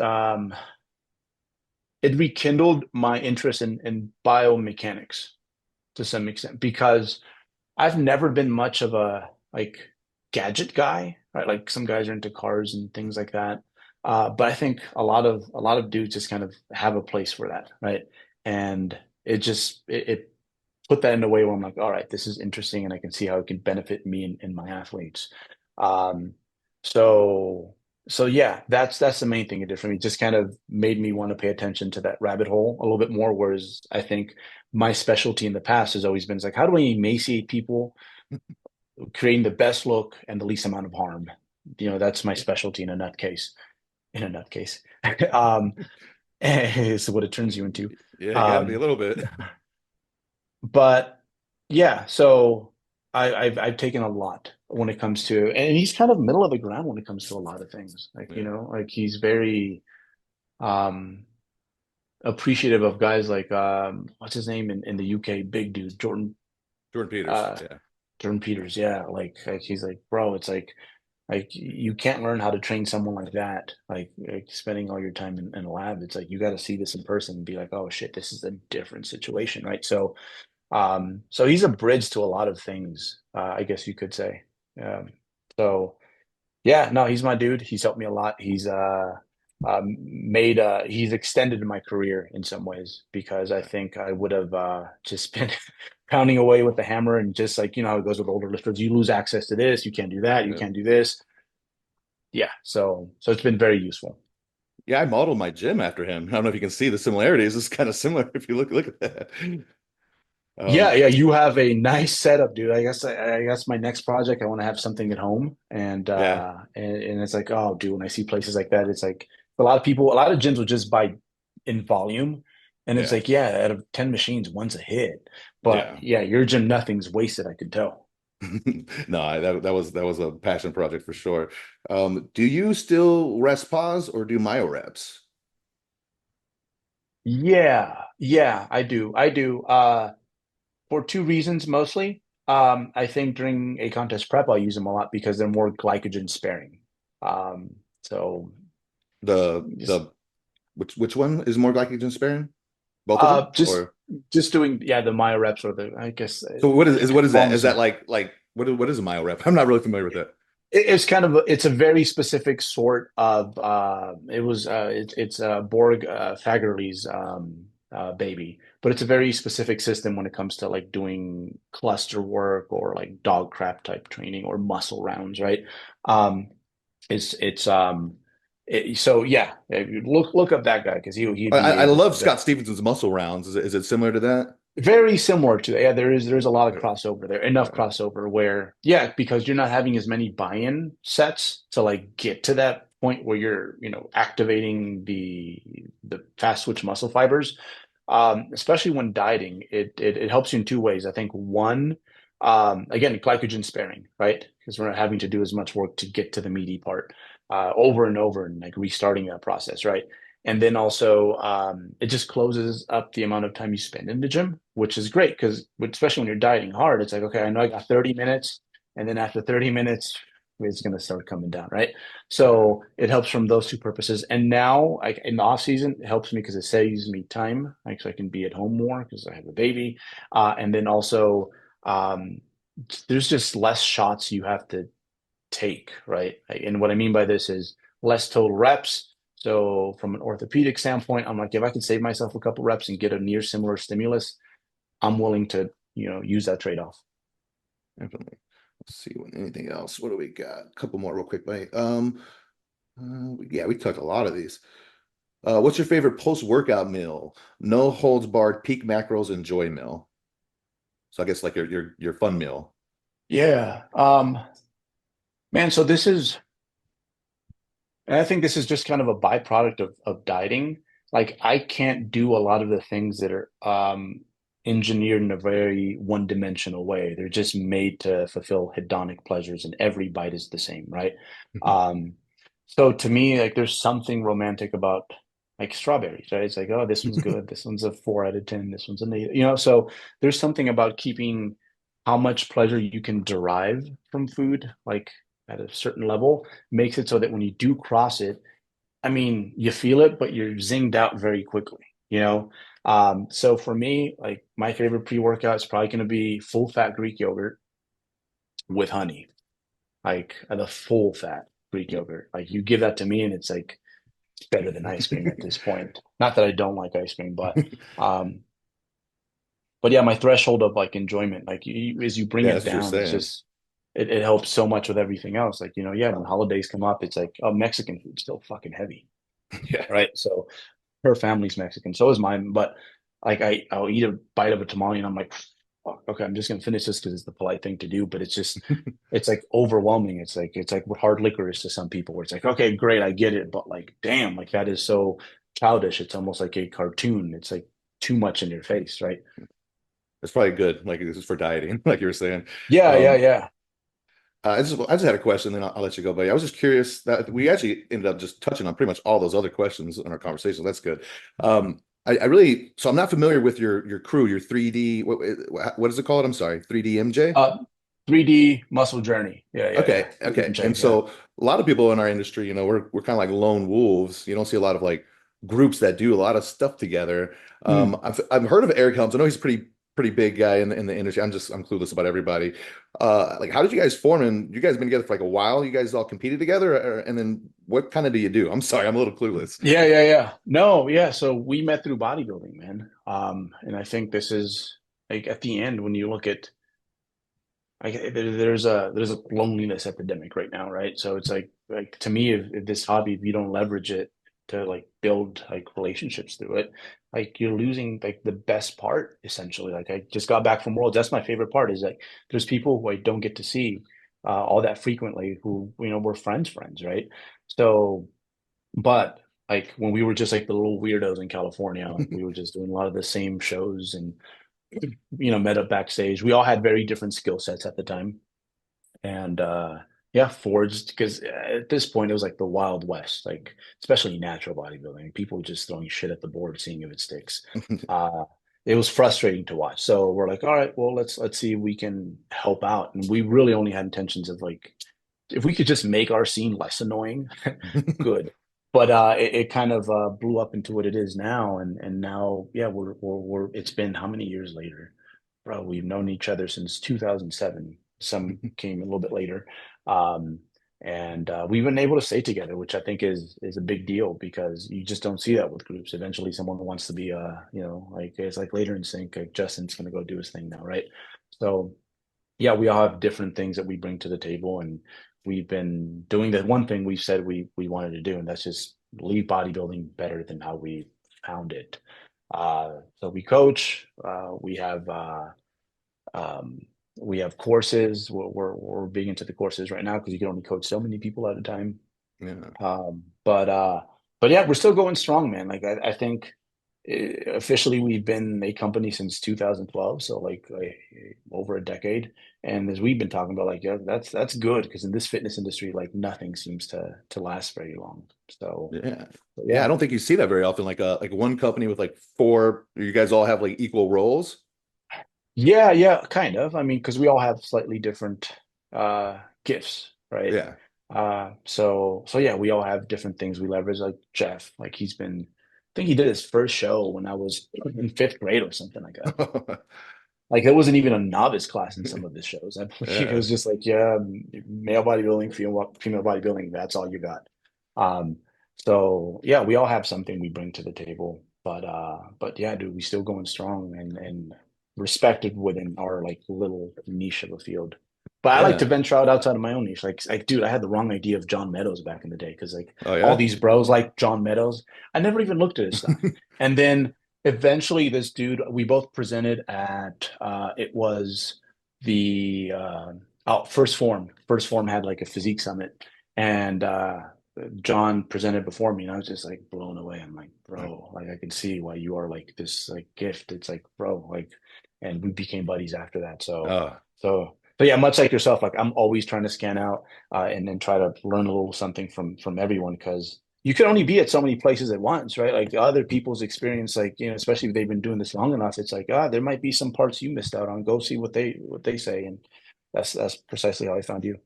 nice. Yeah, I appreciate it. Yeah, you only know what you know. And it's so funny when you come across somebody who has, they're not smarter. They have access to different knowledge and then it changes your perspective on everything sometimes. Yeah, it's just a different viewpoint, right? Like you can be in this side of the house, I'll be in that side of the house. We just see different things, so it's good to talk between each other, right? I think that's really cool. Probably you guys probably definitely elevate each other. Is there anything else at all you want to cover, man? I appreciate your time. No, I think that's pretty good, man. I'm glad you have some natties on here. It's I get it though. It's like I don't know, we all had that friend that like to go out with us and like party sober, you know? And you're like, for reals, bro? Like you like to and yeah, they're having a good time. So I get it, it's a little weird, but no, I appreciate you. Not just me, but like, the other young men you had on your podcast. Yeah, well, they owe a lot to you. You're one of the OGs. You started a lot of this internet stuff. Like I said, I love seeing like what guys like GVS are doing. Alex Leonidas, I love to get him on here. Are there any like who are the main natties you follow right now? I like those kids because they're great. Because a lot of like guys that are maybe more talented than them like hate on these guys, right? But it's like, but you're not saying nothing, bro. It's like they're out there putting in the work, like making our world known, right? Yeah. So I like these kids because they're just like at least giving at the worst kids time to think about it, okay? Like where it's like, okay, let me wait until I've put on some muscle before I decide to maybe, take it in some other direction. And again, it's a personal decision, but most people make it uninformed and too early and rely on that too much. So if they're a little holding space, I love that about them, Yeah. and at the very least, it might make some folks like be like, all right, I'm about this natty life. I'm gonna rock this vessel till I die and it starts decaying, right? I'm Uh, sure. so yeah, they're cool. I think, man, who do I like? Um, I really like drug tested powerlifting. I think honestly, the best genetics in the lifting world, they're not in the IFBB. They are not in natural bodybuilding. They're in the IPF. Like I think you will see some of the craziest high responders like ever there. Because you think about it, there's less barriers of entry, right? It's like all you need is a barbell. Yeah. Um, and like even the drug thing, like initially to a lot of people, because there's all these social taboos are like, nah, I'm good, right? Um, no starving, right? Just Yeah. lift. Uh, so you see some things out there that are just, you remember Jesse Norris back in the day? No, that one's not familiar to me. Oh my God. So he was like the first gen of freaks, I think. And that's like John Hack and him were buddies. Yeah. And I think Jesse was more impressive than Oh. John. Yeah. And like Jesse just do some wild things. Like I remember just like beltless like 495 for 20 on the squat, just like nothing, just to end the workout as a finisher. Yeah. Um so so yeah, I like following a lot of the drug tested powerlifters as much as the bodybuilding because I think when you like that is where the creme of the creme like genetically are right now. Yeah, I think I got a pretty good natty audience, partly from like the guys, but also like, the biomechanics that's more appealing to the natural guys because they need to get every advantage that they can. Whereas like a lot of the the gearheads were just like, oh bro, just pick up some heavy shit. That's it. But I get them more for longevity purposes and for not fucking themselves up. Yeah, and it's crazy. It's like, and like I think both parties would be better off if they were just more well-rounded. Like you can say that, right? Like Yeah. there's certain things the natty guys can learn from the enhanced guys because I think for those folks they have to take their health into consideration earlier, right? Yeah. And they're doing all these things to stay healthier, and then the other way around, like with a lot of these enhanced guys, it's like let's before we have a drug intervention, take it to another place. Let's see if we can clean up things here that are obvious and it's low hanging fruit, right? So, Yeah. yeah, just we just need more people talking to each other, man. Like put the egos down and just yap it up. So your goal is next year to get back to the championships? Yeah, I'd like to be in my weight class. I'm a lightweight, and not in the middle class. That was a death sentence. Like I can't believe I got away with fifth place, bro. That's Um, awesome. so yeah, I like to do that, and I'm just gonna rock this. Like part of the romance to me is like I want to see this body decay and get old, right? It's like there was Michael Jordan like before the baseball layoff, right? And he was just like dunking on Hmm. fools, and he comes back and he comes back more Got the, sophisticated with a got bigger bag, right? Yeah. got the jump. So I look forward to doing that. It's like, hey, like it's not going to respond at a certain point the way it used to. I'm going to have to get smarter with like the way I do things, and just kind of like solving that problem as it decays. I don't know. There's some romantic to me about it. That's not a lot of people think that. It'll be really cool to watch a journey, man. I'm gonna be watching you getting super shredded and see how you do. I really appreciate your time, man. This has been fun. No, man, my pleasure, man. And yeah, dude. Like, yeah, we're boys now officially. Thank you so much. If you ever need anything, you have any trouble with anything, hit me up. I'll try to help you out any way I Oh, can, man. same. Yeah. Cool. Awesome. I appreciate it, brother. Yo. All right, have a good one.